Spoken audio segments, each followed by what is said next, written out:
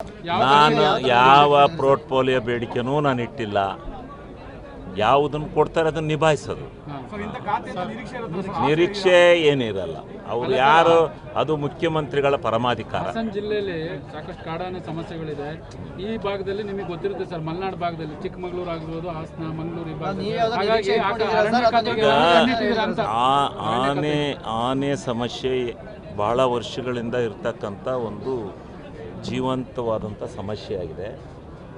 ಇದನ್ನು ಬಗೆಹರಿಸ್ತಕ್ಕಂಥ ನಿಟ್ಟಿನಲ್ಲಿ ರಾಜ್ಯ ಸರ್ಕಾರನೂ ಕೈ ಜೋಡಿಸ್ಬೇಕು, ಕೇಂದ್ರ ಸರ್ಕಾರನೂ ಕೈ ಜೋಡಿಸಿ ಒಂದು ಉತ್ತಮವಾಗಿರ್ತಕ್ಕಂಥ ಕ್ರಿಯಾ ಯೋಜನೆಯನ್ನು ತಯಾರು ಮಾಡಿ, ಒಂದು ಉತ್ತಮವಾಗಿರ್ತಕ್ಕಂಥ ಒಂದು ಯಾವುದೇ ಕಾರಣದಿಂದಲೂ ಅದಕ್ಕೆ ಅಡ್ಡ ಬರದ ರೀತಿಯಲ್ಲಿ ಮತ್ತೆ ಯಾವೊಬ್ಬ ರೈತನೂ ಇದಕ್ಕೆ ತುತ್ತಾಗಬಾರ್ದು, ಸಾಯಬಾರ್ದು, ಮರಣ ಹೊಂದಬಾರ್ದು, ಆ ರೀತಿ ನೋಡ್ಕೊಳ್ತಕ್ಕಂಥದ್ದು ಸರ್ಕಾರದ ಎಲ್ಲ ಜನಪ್ರತಿನಿಧಿಗಳ ಜವಾಬ್ದಾರಿ ಇದೆ.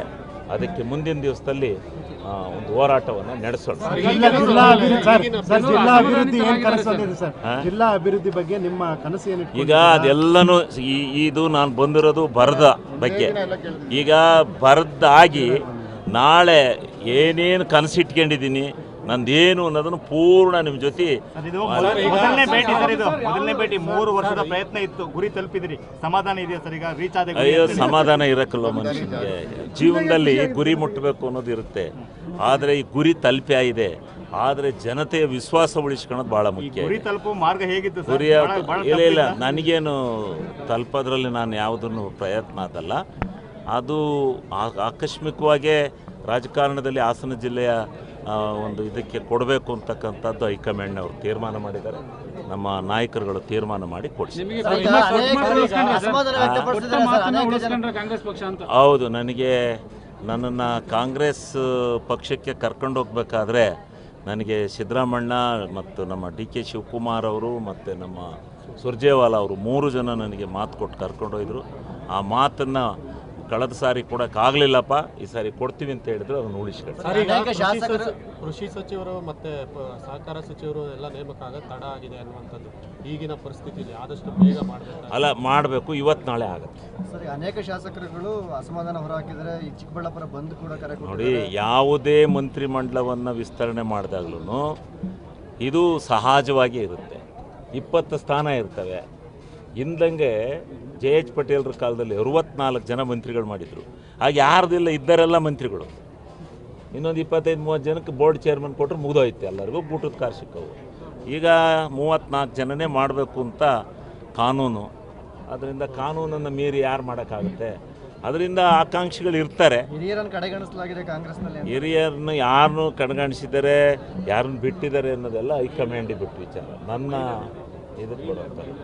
ಮಹಿಳೆಯರದ್ದು ಒಂದು ತೀರ್ಮಾನ ಮಾಡ್ತಾರೆ, ಅದು ಸ್ವಲ್ಪ ಮಿಸ್ಟೇಕ್ ಆಗಿದೆ, ತೀರ್ಮಾನ ಮಾಡ್ತಾರೆ. ಸಚಿವ ಸಂಪುಟ ವಿಸ್ತರಣೆ ಆದಾಗ ಅಸಮಾಧಾನ ಸಾಮಾನ್ಯ, ಬಟ್ ಈ ಸಲ ಸ್ವಲ್ಪ ಜಾಸ್ತಿನೇ ಏನಿಲ್ಲ. ಎಂತ ನಾನು ಒಂದು 25 ವರ್ಷದಿಂದ ನೋಡ್ತಾ ಇದ್ದೀನಿ. ಯಾವುದೇ ಮಂತ್ರಿಮಂಡಲ ಬೊಮ್ಮಾಯಿಯವ್ರ ಸರ್ಕಾರ ಎಷ್ಟು ದಿವಸಕ್ಕೆ ಬಿದ್ದೋತು? ಬೊಮ್ಮಾಯಿಯವ್ರ ಸರ್ಕಾರ ಬಿದ್ದ ಹೋಯ್ತಲ್ಲ. ಯಾವಾಗ ಮಂತ್ರಿಮಂಡಲ ರಚನೆ ಮಾಡಿದಾಗಲೂ ಗಲಾಟೆಗಳಾಗಿಲ್ಲ, ಅಸಮಾಧಾನಗಳಾಗಿಲ್ಲ, ಆಗ್ತವೆ. ಹೈಕಮಾಂಡು ಕಾಂಗ್ರೆಸ್ಸು ಬಲಿಷ್ಠವಾಗಿದೆ.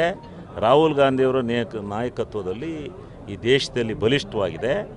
ಅದನ್ನು ಸಮರ್ಥನೆ ಮಾಡಿಕೊಂಡು ಅದನ್ನು ನಿವಾರಿಸ್ತಕ್ಕಂಥ ಶಕ್ತಿ ಕಾಂಗ್ರೆಸ್ ಪಕ್ಷಕ್ಕಿದೆ. ಸಿದ್ದರಾಮಯ್ಯ ಗೈರಿನ ಬಗ್ಗೆ ಭಾಳ ಚರ್ಚೆ ಆಗ್ತದೆ. ಸಿದ್ದರಾಮಯ್ಯ ಸಂದರ್ಭದಲ್ಲಿ ನಿಮ್ಮ ಎದುರುಗಡೆ ಸಿದ್ದರಾಮಯ್ಯ ಕೂತಿರ್ಲಿಲ್ವಲ್ಲ ಅಂತ ಯಾವ್ದು? ಅದನ್ನು ನಾನು ಹೋಗಿ ಕೇಳಿದೆ. ಆದರೆ ಅವರು ಆವಾಗ ಏನೋ ಒಂದು ಕಾಲ್ಪನಿಕವಾಗಿ ನಡೆದಂಥ ಯಾವುದೋ ಒಂದು ಇನ್ಸಿಡೆಂಟ್ನಿಂದ ಬರೋಕ್ಕಾಗಲಿಲ್ಲ ಅಂತ. ಬರ್ತ್ಡೇ ಇತ್ತು, ಅದರಿಂದ ಬರೋಕ್ಕಾಗಲಿಲ್ಲ. ಒಂದು. ಎರಡನೇದು, ಅವರು ನಾನು ಎಲ್ಲನೂ ಟಿ ವಿಲೇ ಕೂತ್ಕೊಂಡು ನೋಡಿದೆ ಕಂಬಿಡಯ್ಯ ನಿಂದ ಅಂತ ಹೇಳಿದರು ಪಾಪ. ಮುಂಚೆ ಬಿಜೆಪಿ ಶಾಸಕರು ಬಂದು ಬರ ಅಧ್ಯಯನ, ಬೆಳೆ ನಾಶ ಎಲ್ಲದನ್ನು ಕೂಡ ವೀಕ್ಷಣೆ ಮಾಡಿದ್ದಾರೆ. ಅವರು ಕೇಂದ್ರದ ಮನವೊಲಿಸಿದ್ರು, ರಾಜ್ಯ ಅಲ್ಲ, ಅವರ ಪಕ್ಷದ ಅಭಿಪ್ರಾಯವನ್ನು ಅವ್ರು ಮಾಡಿದ್ದಾರೆ. ಅವರ ಪಕ್ಷದ ಕೆಲಸವನ್ನು ಅವರು ಒಂದು ರಾಷ್ಟ್ರೀಯ ಪಕ್ಷ, ಅವ್ರು ಮಾಡಬೇಕು, ಡ್ಯೂಟಿ ಮಾಡಿದ್ದಾರೆ. ಈಗ ನಾವು ಈ ರಾಜ್ಯದಲ್ಲಿ ಅಧಿಕಾರದಲ್ಲಿದ್ದೀವಿ. ನಮ್ಮ ಡ್ಯೂಟಿ ಅತಿ ಅವಶ್ಯಕ. ನಮ್ಮ ಶ್ರದ್ಧೆ, ನಮ್ಮ ಭಕ್ತಿ ಭಾವ ಭಾಳ ಇರಬೇಕು ರೈತರ ಬಗ್ಗೆ. ಫಸ್ಟು ರೈತ, ಅನ್ನದಾತ. ರೈತನ ಪರವಾದಂಥ ನಿಲುವು ನಮ್ಮದು. ಆದ್ದರಿಂದ ಅದನ್ನು ನಾವು ಈಗ ಅಧ್ಯಯನಕ್ಕೆ ಹೊಂಟಿದ್ದೀವಿ. ಸ್ವಲ್ಪ ಈ ಇದರಿಂದ ತಡ ಆಯಿತು, ಹೊಂಟಿದ್ದೀವಿ. ಇದಕ್ಕೆ ಒಂದು ಒಳ್ಳೆ ಕೆಲಸನ ಮಾಡ್ತಕ್ಕಂಥ ಇವತ್ತು ನಾಳೆ ಆಗ್ಬೋದು ಅಂತ ನನ್ನ ನಿರೀಕ್ಷೆ. ರೈತರ ಸಾಲ ಮನ್ನಾ ಮಾಡಿ ಅಂತ ಡಿಮ್ಯಾಂಡ್ ಇಡ್ತಿದ್ದಾರೆ ಸರ್ ಬಿಜೆಪಿ. ಅಲ್ಲ, ಅದೆಲ್ಲನೂ ಮಾಡೋಣ.